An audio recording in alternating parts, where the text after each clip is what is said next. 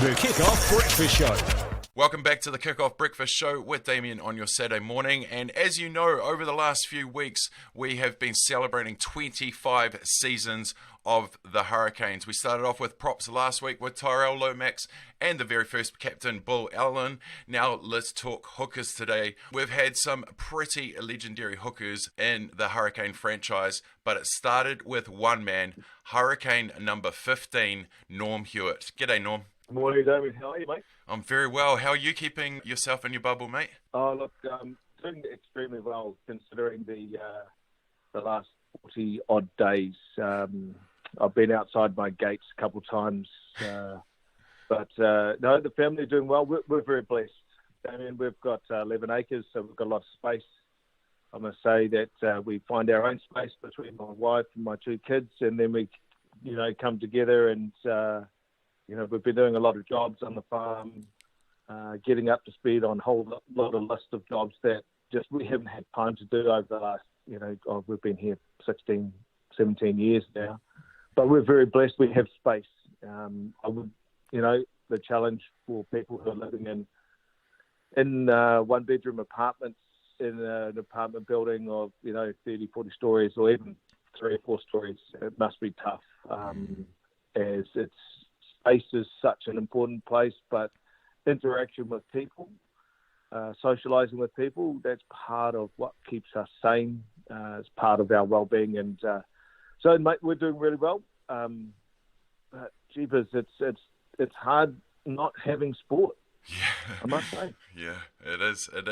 It's made us all think a bit differently, and that's why we've come to this, and the little fanboy in me as well is part of it. So, mate, let's talk about those early days. You'd already had a pretty storied rugby career before the Hurricanes had come about. What were your early thoughts and feeling with the announcement of Super Rugby and that it would be a franchise set up with a professional layout? It was really interesting because we were part of we were over in South Africa in the World Cup '95 when they were talking about professional rugby. Or actually, there was the Rugby World Circuit, 2 competitions where it was going to go professional, and there was so much money involved. It was unbelievable, really.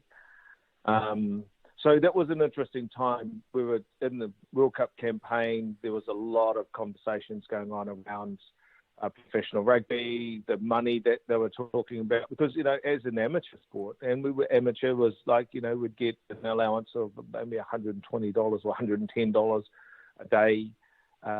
You played the game because it was something that was part of your DNA. It was, real grassroots stuff. So, money wasn't really thought of as being a major part of rugby. And then was the amateurism, where there were deals going on with clubs and deals going on with unions. I remember those back in Hawke's Bay. And, you'd always take care of your family. It wasn't massive money, but there was a little bit of money in that kind of amateurism days. But however, when it went professional, it was a whole different ball game. And then, of course, there was the battle between the games. And I think it was 2 very wealthy men who wanted to have control with money. And ultimately, where the game ended up, it did go professional, but not to the extent of where it could have gone if it went the other way. I'm really pleased it stayed, and ultimately pleased it stayed. Financially, it wasn't a good decision, but ultimately pleased it stayed in the shape and the structure it did. I remember, like the Hurricanes, if we come to that point where the Hurricanes come together, we were like the team that was made up of everyone else. They'd go through, and I remember there was always a solidness between Hawke's Bay, Wellington, Taranaki, Vanuatu. So they had a good catchment area, and then you had the Wairarapa bushes and the Whanganuis and the like as well, Horowhanuas, the coast. So there was a good catchment of players and unions that were strong, But we were basically kind of like thrown as together. It wasn't just a North Harbour, Auckland, and it was kind of really close.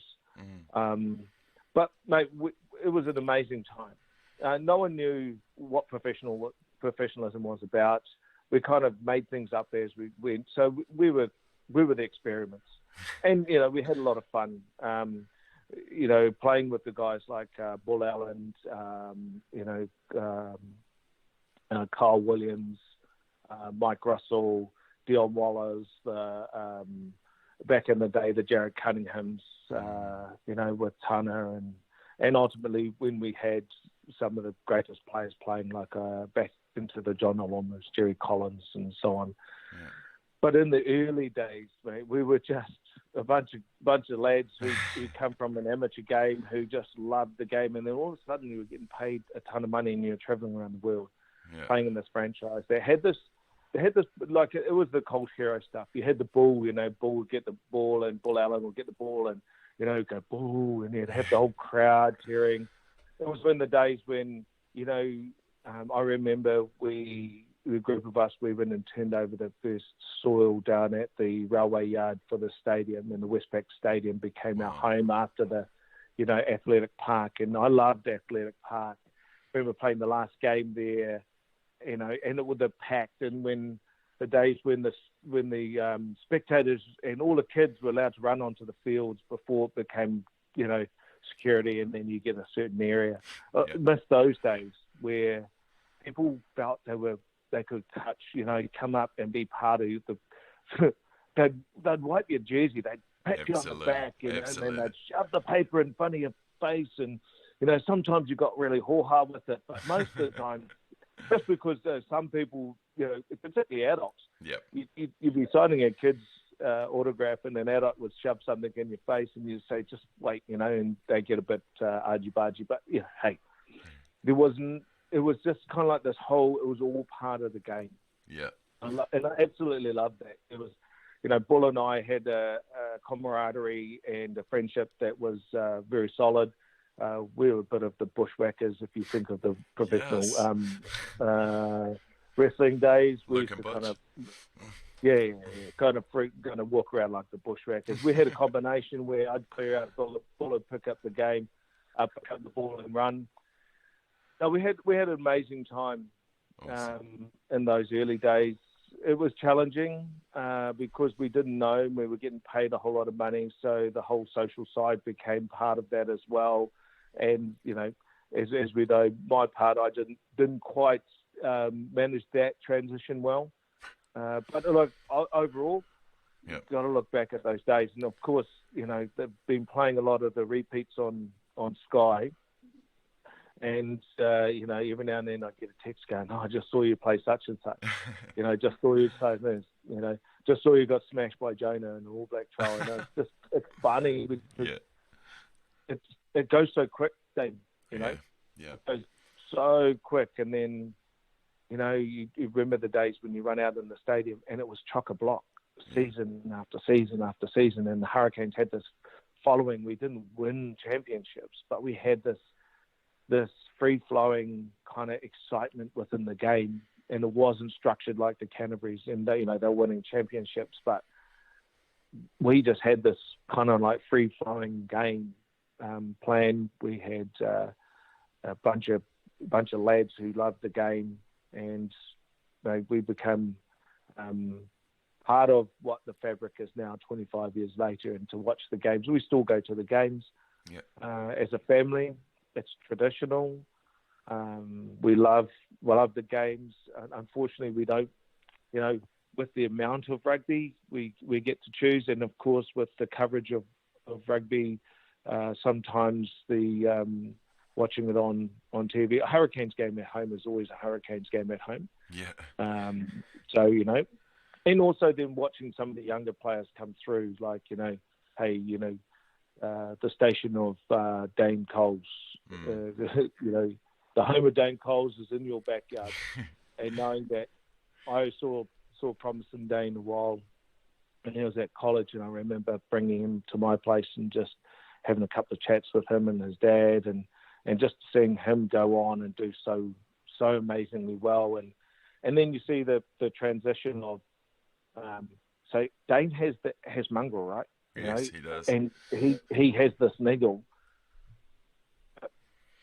And I see that as just part of the game. People don't see it like that now, and I find it really interesting that people get upset when he gets a bit argy-bargy. The game is a contact sport, and I love that kind of game. And I think that's part of the position of professional sport. That's not as what it used to be.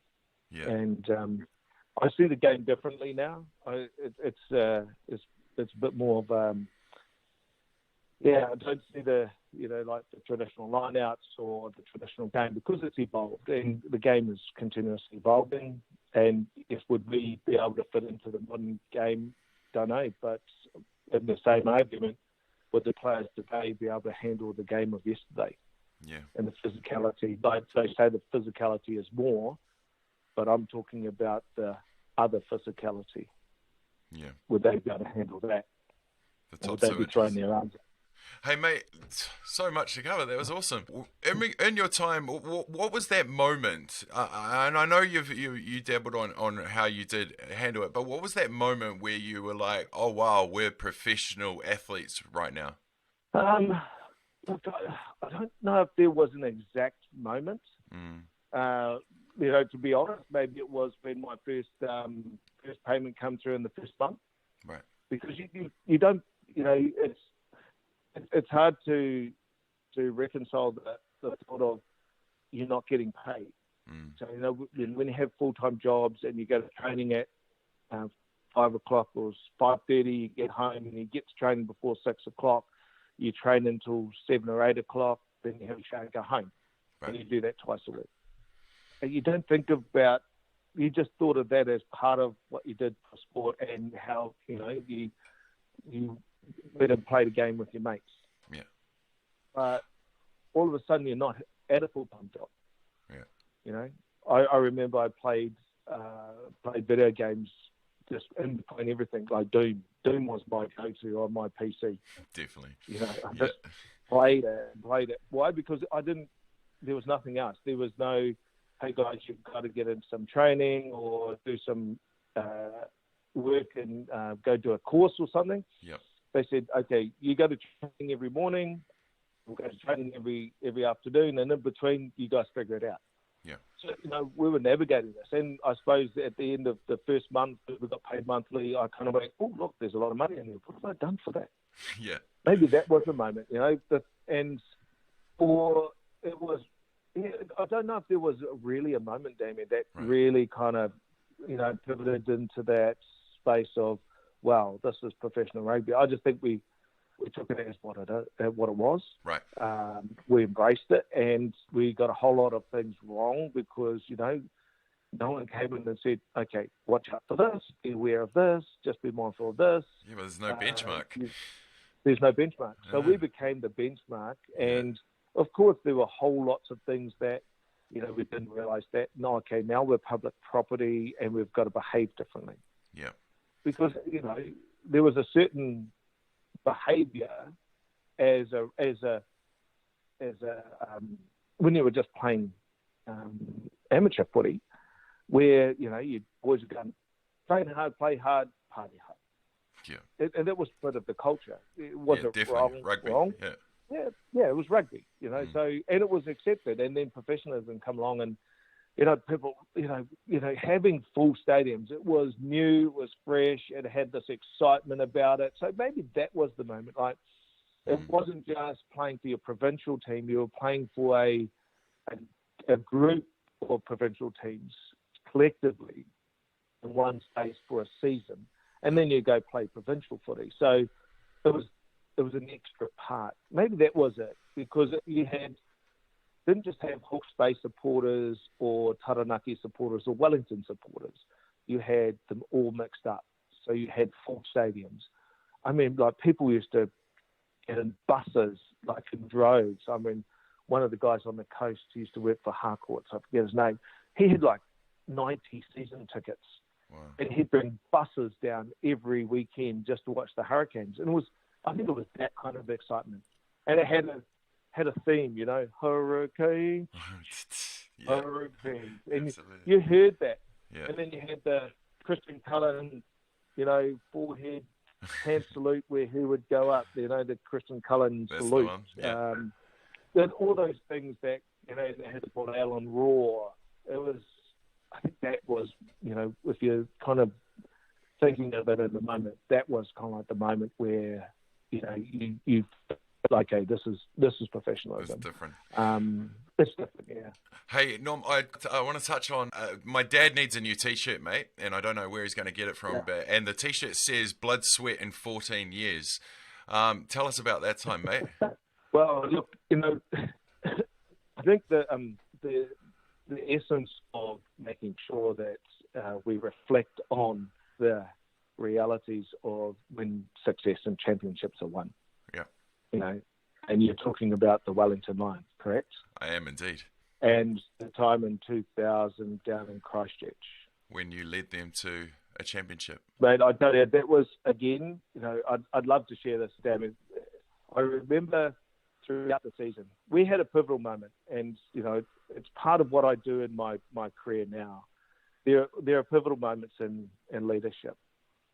And I'd never say that I was a great leader. If I had more tools, I think I would have been a better leader, but was really making it up and listening to people. I had great people around me.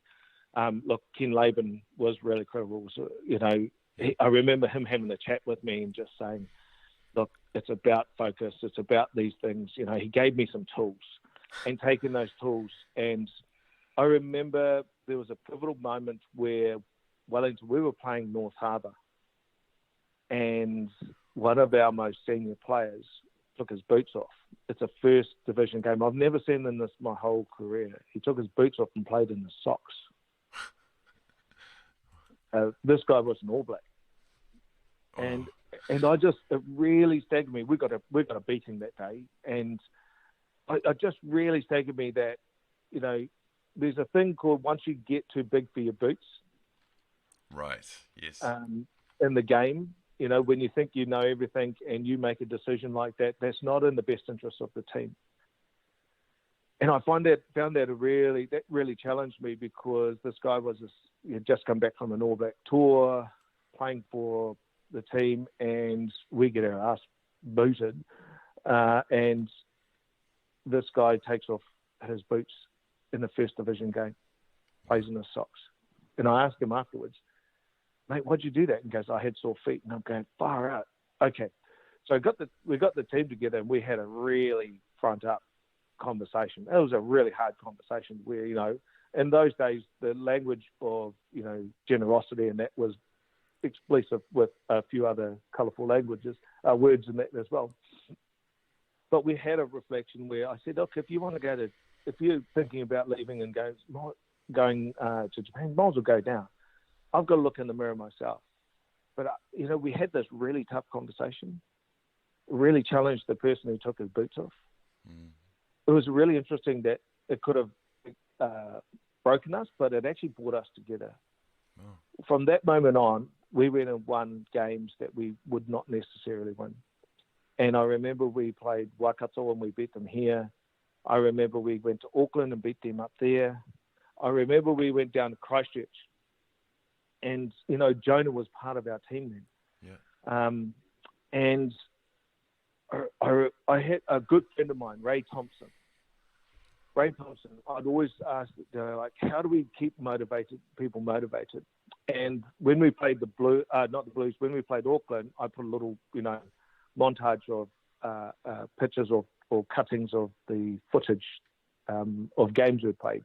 But when we went and played Canterbury, my friend said, Bill, I've got the perfect song. It's Queen, live, Wembley, we are the champions. He put all the best parts of the season together, the best tries, the best tackles, the best scrums, the best lineouts. And I remember asking the CEO at the time, Dave White, if he would invest in a big screen TV. I needed it as part of my captain's speech. Yeah. And, and he said, whatever. He goes, why? And I said, because we're going to win tomorrow. And I remember playing this tape. It was a DVD. And my friend Ray Thompson titled it, eating red meat in regards to the Canterbury Lambs. Mm-hmm. Yeah, lions eat red meat. It was lions eat red meat. And they put this, it was 3 or 4 minutes. And I should put it online. I think that would be amazing just to kind of share that memory. Absolutely. That was a defining moment for me because when we played this, I knew right after that DVD, I didn't have to say anything as captain. I think all I said was, team, I have absolute faith in you. And I do believe this is why we will win tomorrow. I remember playing this DVD, and I knew as soon as we walked out, you could just see this absolute focus. And, the game went on, we won the trophy. But I remember sitting back, watching the guys after, I think I broke my arm and didn't want to let anyone know. And just was sitting. I remember sitting in our team room, had all our partners and everyone was there, and just having my arm kind of like tucked in my sleeve, and I'm just saying, this is a really cool moment. This is a moment that will be part of the memories that you share later on in life. And of course, getting back the next day, going straight to hospital, getting a cast put on, then coming and doing the parade in Wellington. It's one of those moments. And, in life you have those moments, in sport you have those moments, and that's one of those moments that I just will always feel really proud of being part of an amazing team. In that team there are players that are no longer with us, who have passed on. There are international players that were playing in that team. It was just a great bunch of men and such a proud moment. So, awesome. Dad needs a new T-shirt. Maybe he just needs to retire that one because if he keeps wearing it, it will be. It'll go to a place where most T-shirts go. Absolutely. Hey mate, I've already taken up so much of your time already, but I do want to talk. You know yourself, it's hard times out there at the moment, and you have helped a lot of young men come to reality with their own feelings and how they face them. Since you've left the game, you've become a motivational speaker, and I'd just like to get some words for our community at this time that are just, a bit lost without their sport and their release and their vice, so they can just get to that level 2 or level 1 or whatever we need to get to. Just those words of wisdom. Yeah, awesome, David. Look, I know everyone in this situation. No one is exempt from this situation. Will feel overwhelmed, anxious, and at some points, feeling of hopelessness. Now, for some, it's more extreme than others. The reality is we're in times that most will never be able to benchmark it back to something of this extreme. What I want to encourage is that every day is a new day.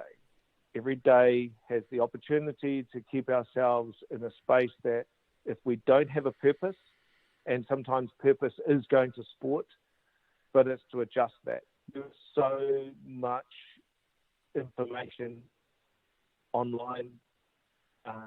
For me, it's a routine. Get into a routine, but critique the routine each week. Just little critiques, like my routine is getting up. I get down. I made sure that one thing that we kept is we got a rowing machine, a cycle. So I've got exercise equipment here at home.